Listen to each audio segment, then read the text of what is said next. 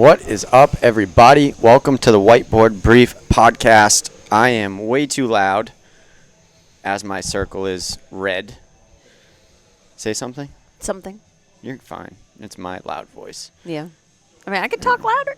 Actually, turn up the headphones like this, and then that way I'm not just like crazy overpowering. Do we know what episode this is? It's not 100 yet, right? No, we got to be either late 80s. We are back on video. Let me find out. I find out I don't even follow us.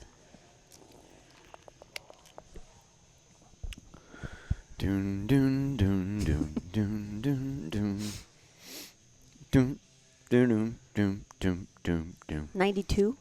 92? Wow. We got to get 8 more. We ordered new microphones, so that hopefully we can have more than just us two on. That's kind of the goal. The downside, we have to hold it, right? We have to hold it and no headphones, which I kind of like being in the space of the podcast. Yeah. So I don't think I'll get rid of these entirely because I do like having the voices in our ears. But I think in the essence of getting more coaches on episodes and different things like that, we'll get some just regular microphones and hold it. Can you do these and those together? I don't think so. Oh. I just see myself like flopping around with it if I'm not talking. Say something Yeah. here, that, whatever. I'll be talking out here, yeah. Yeah. But anyways, back in the saddle. How we feeling? Cold is upon us. Fall is upon us. Yep. It's harder to warm up.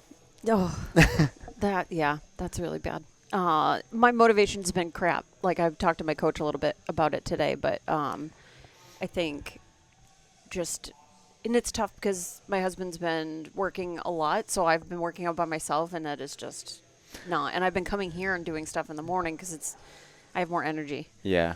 I actually noticed that when we had the back squat day that was on Monday. I think it was like 2 weeks ago. It was the threes. That was my best back squat day in a long time because it was Monday. It was 7 a.m. Nothing had exhausted me or tired me out. And that's a good point. No, I had a really good back squat day that day. But I think motivation is crap anyways. What do you think? It is. But, yeah. It is, and I think it's important to have discipline and have a routine. Yeah. But for me, where I work out at home, I'm on the couch, and to get myself off the couch when I'm like in really comfy clothes is really hard. Yeah. So it's in knowing I'm going to do it by myself. I've found if I'm like watching something on TV and I'm like, oh, I can just go and watch that in the gym, that will at least get me out there. And then at that point, I can just decide what I want to do for my workout or not. Like, yeah. I've skipped a bunch of stuff and done them on different days for that reason because I was just like, my energy. Yeah. But at least I did something. That's important. I think that the days that I feel like that, and I've told people this before too, I'll just put down 2 or 3 things that I feel like doing that I want to do, and I'll make a workout with it. Like, what's your favorite movement? What do you enjoy doing? Because I think another way to say motivation is excitement. And you're not always excited about what you have to do. Yeah. Right? When it's a new squat cycle or it's a new routine or, whatever it might be, then you're excited. You're like, yeah, I want to go. That's motivation. That shit lasts like maybe 2 weeks if you're lucky. Yeah. And then you're into the grind of like, oh, well, I just have to keep doing this to make sure that I stay healthy. Yeah. That's why the community is so important.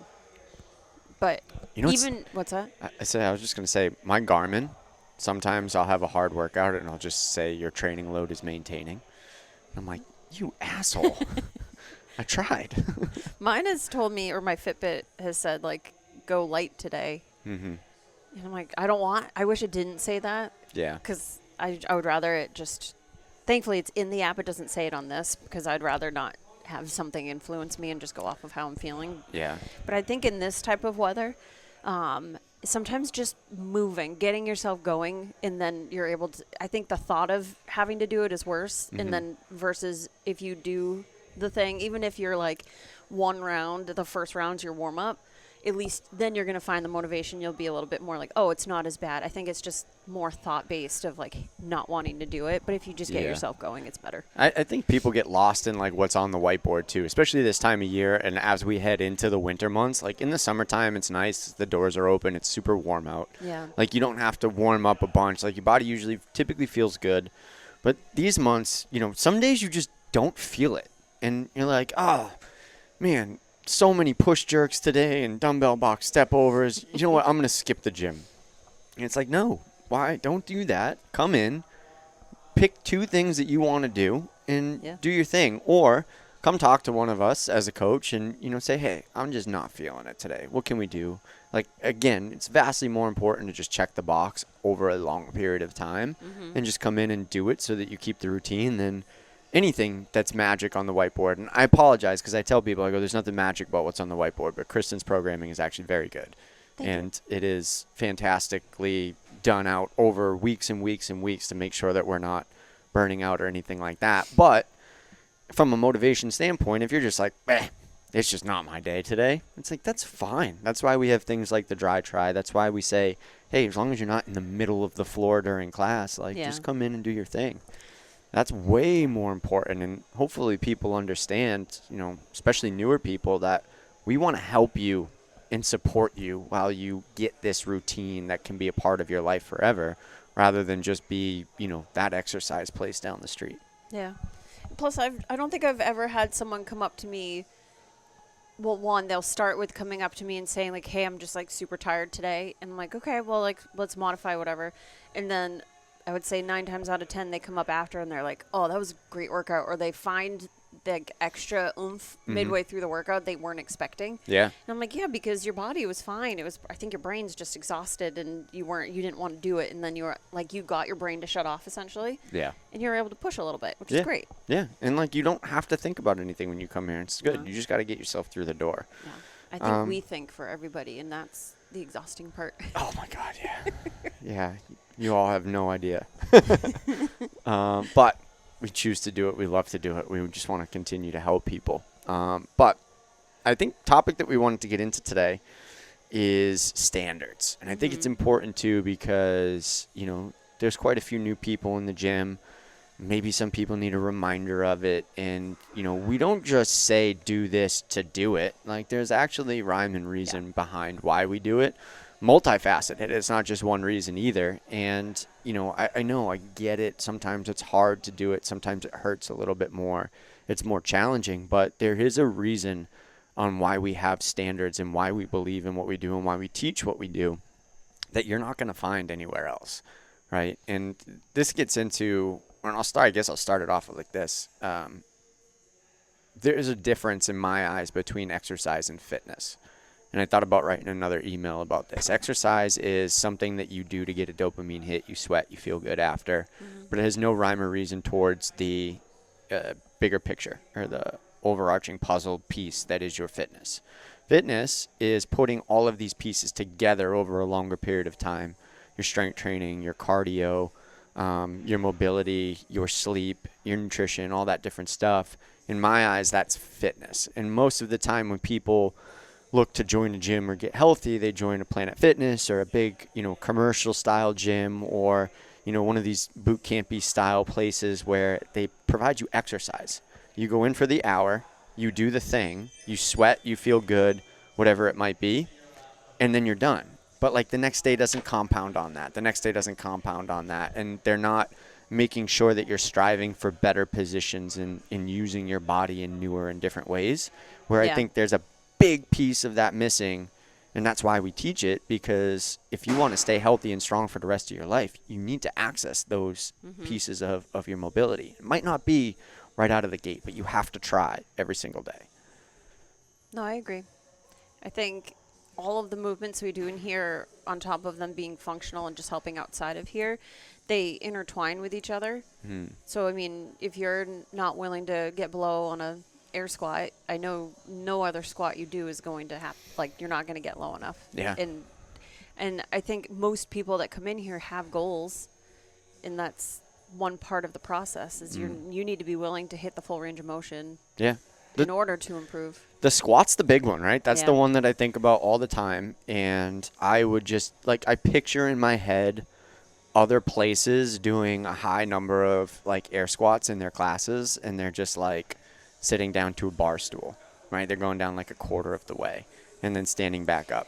And that's exercise. You can get your heart rate up doing that enough times. I get it if you move fast enough, but there's so much neglect in using your body and your joints the way that they're intended by doing that. Yeah. That you're just, what's the point? I don't get it.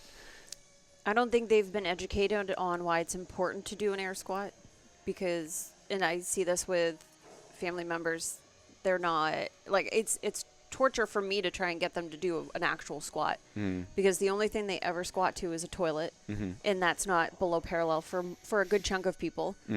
So they're used to, like, going to that position or, you know, not using their core when they get off of the couch. Like, they have the armrest there and they can, like, swing their chest forward. And I think when you're exercising, you're in a type of class or environment where nobody's telling you the reasons why you're doing these other than just sweating and burning calories. I would think that's probably the biggest focus versus someplace like this where we tell you why we want you to deadlift and why we want you to squat, and we give you all of the things that you need to know in order to do those correctly and why those are going to make you better in the long run. Yeah. And I think we can start off with just like the biological, anatomical, you know, muscular, skeletal point of why it's important, right? And like if you think about somebody doing the typical quarter squat, right? Typically they're throwing their hips back. They're not really bending their knees all that much. They're going down a couple inches above parallel and then standing back up. Now, I will tell you, most people that do not have a routine at some point in their life complain about one, if not both, knee pain and back pain, right? Yeah. Well, your whole body is intertwined. Like, it's designed to work together. So if you do these quarter squats at nauseum and you send your butt back and you stand back up and you only go a quarter of the way down, you're never using your quads, which is the muscle that's right in front of your leg.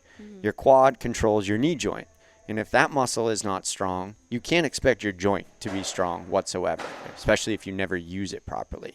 So you just have, I don't know, maybe stronger hamstrings, probably not a strong glute system. So you're just kind of like throwing your butt back and standing up, and then we wonder why we have all this pain later on. Or you go to pick something up off the ground and you've never trained to go down that low before, and all of a sudden that feels like shit, something cracks, and you're just like, oh my God, like what the heck happened? And it's like, you're neglecting so much of your muscle and body system to work together that you can't expect it to be useful for the long term and stay strong if you don't do it in here. And it's like, why would you do that? Yeah. I don't understand. Yeah. If you're wanting to keep your joints healthy, you need to use them in a full range of motion. Yeah. And our knees were meant to be used in a deep squat. Our knees were meant to go out over our toes and have full flexion of the ankle. We should be able to engage like our hamstrings and our glutes and hinge properly. Yeah. And same with shoulders. We're supposed to be able to reach over our head. Yeah. And be able to like do a full circle of our shoulder. Same with the elbows, same with the wrists. And if we're not doing that. You know what my favorite thing is? When going to the airport, the scanner that they have where you got to put your hands over your head. Oh, right. If you get anybody over the age of, I would say 40, specifically guys. I feel targeted. Okay, never mind. Specifically guys. And I laugh every time this happens because they go into the scanner. They tell you what to do. There's the diagram right there. This is what every dude does. Because they can't get their hands over their head. They're and just I was so like, tight in the pecs. oh my God, I can't imagine a life where like I couldn't use my body in different ways. Yeah. And if I did lose access to that, like I would want nothing more than to just work to get it back and be like, oh my God, how much is life easier that I could put my hands over my head? But like going back to the squat, if you think about just a simple air squat, squatting down below parallel and standing back up, you are keeping your ankle joint healthy, you're keeping your knee joint healthy, you're keeping your hips healthy. Now you're getting into your glutes, you're getting into your quads, you're getting into your hamstrings, you're getting into your calves, both pieces, all different muscles within that whole muscle group. And I don't even want to leave out the core, bracing as you're going down, but also getting your chest up in a squat, keeping a neutral spine and everything that involves that. Yeah. Like think about everything that you're training in your body when you go to do something like that. And then it comes time for a workout and we care too much about moving quickly or getting something done that we neglect all of that just because. And then we get exercise. Yeah. And it doesn't matter. Which, I don't know, I get upset in the long term when that happens. Yeah. I mean, I can only tell somebody so many times if they're not willing to, but I'd rather if there's 100 air squats in a workout, I'd rather have you do 25 beautiful full depth ones 100%. than 100 half rep or quarter rep. And obviously there's some people that physically are still working to get to that, but I find they're willing to work a little bit, like they're willing to work hard to get that position. Mm-hmm. But again, I would rather take somebody doing 25 if that's all you can give me for that day. Yeah. And you're going to feel way better getting that full range of motion than halving them. And I don't want to leave like anybody out here, but let's, I guess, go over some of the basic reasons as to why somebody would not do that. And, you know, legitimate and less legitimate, I guess. Let's start with the main ones. Like just physically or limited? Yeah. Yeah, this would mean you might have an injury. Yeah. Or you are coming in, I don't want to say later in life, but maybe you're just not somebody that's been super active. Yeah. And has never done any type of fitness before, so you're starting from scratch. Yeah. But I mean, that's the first. Probably, I don't say that it's the most common, but I would say that's like the one that. Yeah, I think like right out of the gate, like if you've never used your joints in this way, and we're starting today, right? Best time to plant a tree was 20 years ago. Second best time is now. Mm-hmm. Like, we get it. Like, it might not come right out of the gate, but effort can still be there, and we can do different things as coaches to help you along that way, whether it's squatting to a target, whether it's holding on to something, whether it's changing the variation of the squat to incrementally start to get lower and lower. Mm-hmm. And no, it might not feel great right out of the gate because maybe your hips have not been through that range of motion, or your knees or your ankles or whatever it might be, and your muscles just aren't used to it, so they're going to fatigue out relatively quickly. But that changes, right? The more that we work to it, even with less volume, the better that we get at it, and the more consistently we can get into those positions. I don't think I've had anybody come in and never get to that point. I mean, you might have to get a little bit of a buy-in with some people, but yeah, I don't think I've had somebody come in that was limited initially with like an injury or just not, coming in with no fitness background that was not able to get to that position. Yeah. But yeah, you have to be willing to like deal with a little bit of discomfort. I would probably be able to count on one hand the amount of people that physically could not get there in the years. Yeah. I mean, you also have people that are like, they can do it, but they're hesitant. Yeah. And those you might need a little bit more of a buy-in, but yeah. Which is all real, right? Yeah. So like, we're not saying, squat below parallel or bust, right? There's some buy-in there because you've never done it before. It's getting your brain comfortable with getting into those positions and being confident with them. But even doing the correct line of action, getting down there is a bigger benefit than just letting them like drive their knees forward and quarter squat the whole time. Yeah. Like, even if we have somebody that's here for 10 years and because of an injury, maybe they have like plates in their ankle and it's just a lot harder for them to like get into a good position, but we are able to teach them how to properly hinge down or squat down. That's still a win. Yeah. And I think that brings it into probably the second reason as to why we'll see some limitations in something like squat depth. And I think it's anatomy or actual like joint restriction, right? Like tight ankles. It's no excuse. Trust me. Been working on it for years. You could still get down there, but it is a little bit more challenging out of the gate as you start to learn what your correct line of action is or what your correct body positions are. And then just people that are super tall, right? Again, it's not an excuse for not getting down there, but if they've never done it before and they have really long femurs, their squat might look a little bit different. It might be a little bit more challenging to get into that position right out of the gate. But coaches, wider stance, changing up some things, some squat therapy, you're going to understand how your body individually gets down into that position. So again, I think that that's probably another thing that deters, from hitting that standard of below parallel right out of the gate. But again, it's not a long-term reason as to why we can't do it. Yeah. And the last one, my favorite. Well, I would say there's one in between. What do we got? Because you know what my last one is. Yeah. Oh, yeah. Well, there's one I think that they just have no idea. That's a good one too. And I feel like there's a few people that might do this where like, and I know this happened to me after my knee surgery, but I did a competition probably a little too soon. And I watched overhead squats and I'm like, they gave them to me. They were none of them were good. And I was like, I'm getting below parallel. I was sending my butt so far back that I thought I was getting low enough. Yeah. So it could just be complete unaware of where your hips are. Yeah. And, like, you'll see that happen a lot of the times, too. I think it happens a lot of the times when we stand back up in that aspect, too, when you're moving really fast through a workout. And, like, you're just you think that you're in that position, but really, if you put a camera on yourself, like, you're not. Yeah. Uh-oh. What just happened? I don't know. I've never seen that green screen before. We're good. We're good. But, yeah, awareness, too. And I've had it happen a couple times where I've said, hey, let's get a little bit lower. And they go, I thought I was. And I go, no. Nope. And then, like, I can show you a picture. I could show you a video. And if you don't do this and you're unsure, like, grab the tripod from in here, set up a phone, and just look at yourself do some movements, because you know eventually what good movement quality should look like. Like, you'll know what looks good, what doesn't really look that good. Yeah. And then you can watch yourself back and be like, oh, man, I didn't even know I was doing that. Let Yeah. me make some of these adjustments. But it creates that awareness around, oh, this is what I look like. Because we're not going to put mirrors in here. I think that that's No.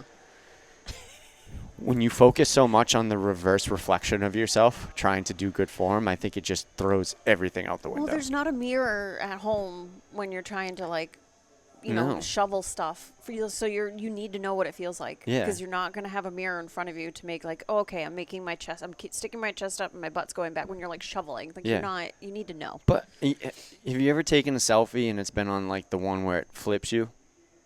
What? Yeah, so I think it's mirror mode, or it's not mirror mode. No, but I know TikTok record. Well, I don't make TikToks, but I know it records you in a mirror mode. Well, like, you'll take a selfie that you think is really good because it looks good, and then it flips you, and all of a sudden your eye is, like, tweaked out, and your face looks weird. And I was like, that in my eyes is similar to trying to do movement in a mirror. Yeah. Like, you're like, oh my God, I have to change this, and you think it's your right arm, but it's like, it just doesn't work. Like, get rid of it. But you can record on your phone and see what we see, and that's where you start to get some benefit behind it, I think, and just create some awareness around what that looks like, and then you can start to create body awareness around proper movement. That's why I tell everybody the hardest piece of equipment in here is the PVC. Mm-hmm. Because if you can master that, the barbell's going to be easier. Because to me, it's a bunch of shit if you say that you need weight on the bar. I do think there are moments where it can help. But I think the more you can practice with the PVC, again, it's just going to make your barbell stuff better. I mean, there's, you know, obviously front rack is limited and stuff, but it's going to expose a lot of stuff. And like you said, if you put some weight on the bar, it can allow you to get into better positions and create some strength and understand maybe what they feel like. But doing something with the PVC is going to expose every little intricacy of your movement that we can continue to work on and get better. I've seen somebody snatch 200 pounds, and then their PVC snatch looked like just atrocious. And I'm like, how is this possible? Probably could snatch 300 if they wanted to. But last one. And then the last one, you just don't want to. Yeah, I would say it's ego or laziness. Yeah, and it's like, to be frank, you get to a point where you have a choice, all right? And you're in a workout. We're not saying that your legs are going to feel perfect start to finish, but somewhere around the halfway point, if we're doing an abundance of squats or it's a heavy squat, you have the choice to make to continue to do the challenging thing or progressively start to make things easier for yourself. And that is the choice that everybody in this gym has. Excuse me. And at some point, you have to face that. And facing that is exactly what you said. It's the ego, right? It's, I want to change this because I don't feel like doing it. This hurts too much. I'm not going to go fast enough, whatever that might be. But it becomes a choice because I promise you never fail an air squat. I mean, maybe, but I've seen people give up and just go down and then not. Yeah, they like, just kind of walk. Like I don't know how they get up. They put their hands down or something. Worst case scenario, you just sit down on the floor, and it's like, that's not that bad. Fine, sit down on the floor. But yeah, like you're never gonna actively, like, there's nothing to be afraid of there. It's just the choice that you make. And I'm curious what you think about this. I'm a believer in how you do one thing is how you do everything.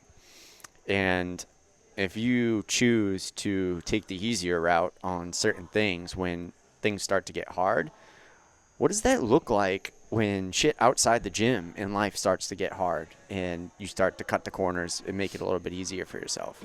Like, I think about that all the time. And people can argue that fact of how you do one thing is how you do everything. But I think that there is a little bit of truth to that in everybody across a grand scheme of things. I mean, I can see it. I'm not a full yes or a no, but I could see it being on like a hierarchy. Yeah. And fitness is just not up there for you Yeah. right now. Maybe at some point, maybe you have something that's currently like higher that you're putting a lot of your effort into. Mm-hmm. And you're not willing to. But I mean, if you're willing to work hard in here, that can help a lot of other stuff. Yeah. Like not just physically, but mentally, because we like our motto, we do hard shit. So I think if you're willing to, again, be a little bit more uncomfortable, it's going to help just your your mentality for anything you do outside of here. And you'll be physically capable as well. 100%. And I had this, not an argument, I had this debate with Kyle because he was like, I don't think that's true. And I was like, you can't think of it in an absolute sense, right? Like if you go 110% gas pedal in your workouts and then everything else that you do in life is 100% gas pedal down to like, changing diapers and cooking breakfast, like that's not what I'm talking about. I'm saying that little mindset, that voice inside your head that gives you a choice when things get hard, if you make that choice in here, you are much more likely to make it out there. Like you're okay with making it in here, then you're going to be okay with making it out there. And I'm not saying that it happens every time, but I'm saying that it exists. And if you just don't make that choice, or you always make a choice on the harder side, when you encounter that decision outside of the gym, then you're going to have that same choice, if that makes sense. So it's not an absolute. Like if you think about it absolute, you're missing the value, I think, in it of how I think about it. But I do think that there is absolute truth to it, that those little voices inside your head on what you're okay with doing, they start to linger and come out in different areas. And it's all simple as a squat. Yeah, I think like a wall ball is like a big one for me where a lot of people don't hit standard. And I'm not talking about the height of it. And we had these last week and I kept telling everybody squat depth over the height of the ball. And if you're trying to hit your 9 or 10 foot target every time, but you're not giving me the depth on the squat, you're not capable, you're not currently fit enough to do the target height. I'd rather have you get the squat down, maybe we're lowering reps, and then doing like a 7 foot or a 6 foot target. Like that to me is more beneficial than just a quarter squat with a jump trying to hit the target. Yeah. I think people probably mix up the trajectory that CrossFit is just because, you come into the gym, you see fitter people that have been here for a while, or you watch the CrossFit games or the athletes or whatever it is. People think that CrossFit is always fast, and then over time I have to maintain my speed because CrossFit is fast, but I'll get better at the movement. But it's like, flip that. Like what it really should look like for everybody is let me get better at the movement, and with time as I start to get fitter, the speed will come. And honestly, people don't think that they're moving fast, but if you move with a purpose, like I guarantee you're moving pretty quickly. Like there's intensity there, and it's going to be way more intensity than you can imagine even elsewhere of what other people are doing. Yeah, I think when people look at a workout and I'm like, you need to do all of this, like Saturdays, I don't know, I wasn't here to see the reaction, but like their deadlift, their machine, and the bar muscle up, like you have 5 minutes essentially that I wanted to get that done. And I know sometimes people are like, what? And then they do it and they're done in 3 minutes. And it's like, see, like you're moving faster than you think. Yeah, absolutely. And it's like, I see it all the time. And that could be a whole different podcast topic. But, to stay in the essence of what we're talking about, it's like keep the movement precise, work on the movement quality first. And as you get fitter and stronger through that movement, the speed will come, your quote-unquote speed. And then I think touch on one more thing, too, because it's a little bit different when you start to get into a heavy back squat day. Right? Now we're not talking about air squats and wall balls. We're talking about the feeling of a weight on your back and squatting down and probably not being super confident in it. And I even shouted it to morning class this morning. We weren't squatting, but the number on the bar means more to you than your movement quality. Yeah, it should be the other way around. 100%. Yeah. Mic drop. No, but I'll see it, especially on back squat days when we get to like the 1 reps and whatnot, and people are like, I need to PR, or I want to PR, I think I got this. And then all of a sudden they have beautiful squat all through the warm up. We start to get to that heavy barbell, they go down and then they stop just just above parallel or at parallel. And it's like, okay, your body doesn't even recognize the confidence with that weight just yet. Yeah. And that's okay. It's something that builds over time, but don't take that as a 10-pound PR. No. What's crazy too is that people will change the way they squat too. Mm-hmm. And they'll have like good speed all the way through, and then all of a sudden they get to that like it's just like a 5-pound or 10-pound jump, and then they're half speed and not even getting low enough. And I'm like, what happened? Mm-hmm. Well, it felt heavy. I'm like, yeah, we're weightlifting. Yeah, It's all should. heavy. So, but why? I think it's important that and at that point their body could handle it. Their mind got in the way. Yeah. Yeah. So I think that's why it's good to, I'm going to maneuver while I'm trying to, there we go. I think it's important to try and practice in those higher percentages so that everything looks identical. Yeah, I think people miss that part too, is like your brain plays a huge role in it. And if your brain doesn't have the confidence that your body can do it, it's going to determine, where you stop, right? And, if you want to get rid of that, like you said, it takes practice at higher percentages. You just need to get reps on reps on reps because you're not getting stronger at that point. You're building confidence in yourself. It's mindset. Yeah. I think people forget how important mindset is for things. And why a lot of people will plateau on mostly weight related stuff, but especially when I would say more so when there's technique, because there's other factors with like a back squat. I mean, there's not much technique compared to like a snatch that would limit somebody. And some people will, like I plateaued at 1%, I forget what percentage on my snatch for a really long time. And I probably only hit it like 3 times. And it's because I would get in my head and I just needed to spend more time there. Yeah. Just like people need to be okay with spending time there and not just trying to go heavier every single time. Yeah. That's why I specifically like the cycle that you have us in right now, where it's percentage of a percentage. Yeah. And it's like, okay, I get it. Lift heavy to get stronger, but volume at these lower percentages and really being precise about what we're doing is not only getting us stronger through, increasing capacity over a broad spectrum, but it's building confidence with these barbells. It's building confidence through more volume, and you're looking to PR not just weight, but reps. And it's like, that's going to do wonders for people as they start to get to those heavier bars. And hopefully it starts to bring out some better movement quality that, we'd like to see all the time. All the time. Cool. What movements do you think are the hardest for people to want to continue hit standard? Like the ones that you think are like top 5. Five might be a lot, but top 5 most, I don't want to say challenging to hit standard, because hitting the standard is not most commonly like just disregarded. Yeah, like they just don't care to finish the range of motion. Do you want me to like define individual squats, or can I just umbrella that? That's you can umbrella it. All right, umbrella the squat, umbrella the pull up. Okay. Yeah. Chin over bar. Yeah. Like, some people will get their eyeballs to the bar and they'll be like, cool, good. It's like, or even their arms, like they'll jump up and pull, and I'm like, that, no. Yeah. Let me think. I mean, we had step ups today. If you have just a straight step up standing up tall in the box, that's a big one. Yeah. Let me think about what other ones that we have. Trying to think too.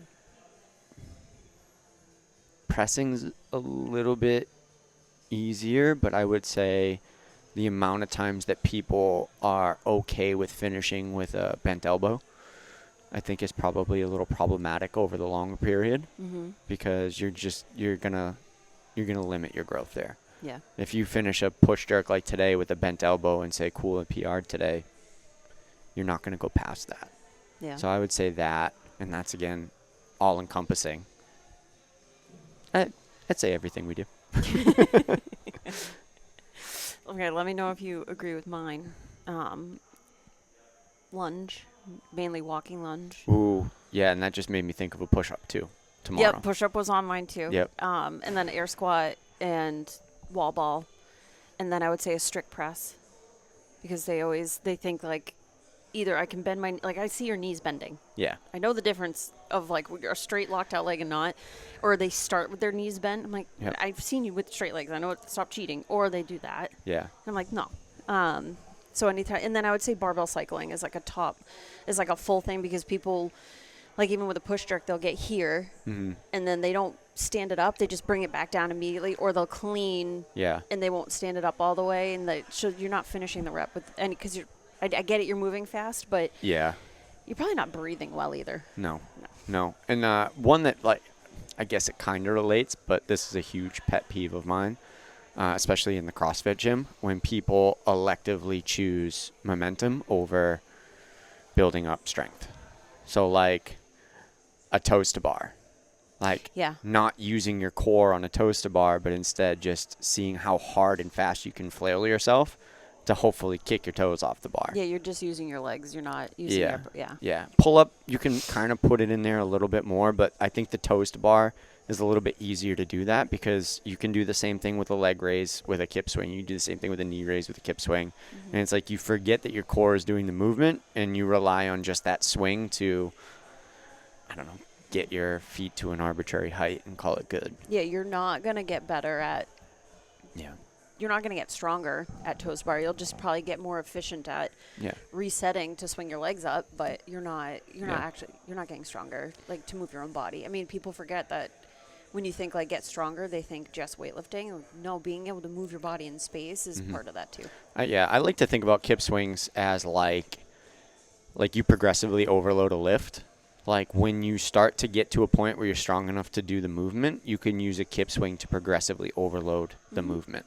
Yeah. And it becomes, I mean, a little piece of strength, because you'll get some muscular endurance gains out of that. Yeah. But I think when you, again, flip that meter and take the volume or the movement with the momentum and do that before your strength, you miss the mark a little bit. Prioritize your strength to do the movement, and then use momentum as something that can exponentially make it stronger. Yeah. Yep. But I think we end on the push-up, because we have those tomorrow. That is a big one. And it's like, God damn, just get all the way down to the floor and push up. There's so much value there. So much value. Like, if you only train going down a quarter of the way, like the traditionals, and sorry, first responders, I'm going to probably hurt your feelings right now, but all police officers do shit push-ups. So do all military people. Well, even the world record for push-ups is not a full standard. Like, you just need to, like, you're with a bent elbow and you're pushing up is still allowed. In like, let's be clear where that comes from. Like, the bodybuilding world, more time under tension, I get it. If you're trying to, like, overload this chest and, like, get a ton of blood flow there, like, cool, don't lock it out, just keep it in tension the whole time. But if we're talking about just purely getting up off the ground, like, if you only go halfway down, the day that you go all the way down and you need to get back up, you're not going to be strong enough to do it. Your biceps are going to be so tight from never getting full extension. Yep. And that's for a pull-up and a push-up. So, I mean, you're just making it more likely for your bicep to blow at any moment if you're just keeping in that short range of motion. But yeah. You know my favorite cue to make sure everybody gets all the way down on a push-up? Hand release. Ooh, I should have made those. I can change it still. I honestly, that's one thing that I wouldn't mind if all push-ups were hand release.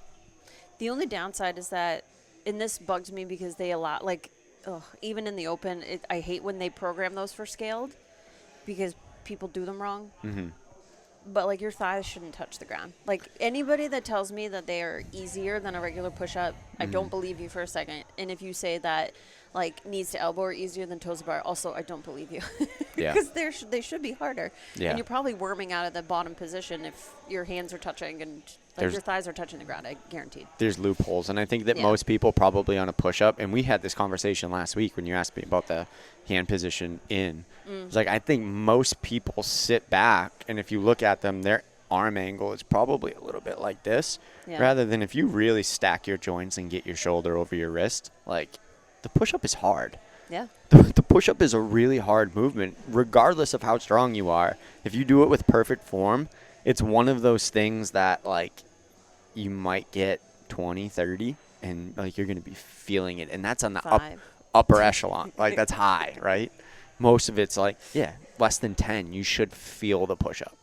But Yeah. whenever I have trouble getting people to go full range of motion on a push-up, I just recruit my assistant coach Gravity and just hand release. Well, even Now you have no choice. Well, tomorrow the downside is that because I'm having them do it on plates, so it's a deficit.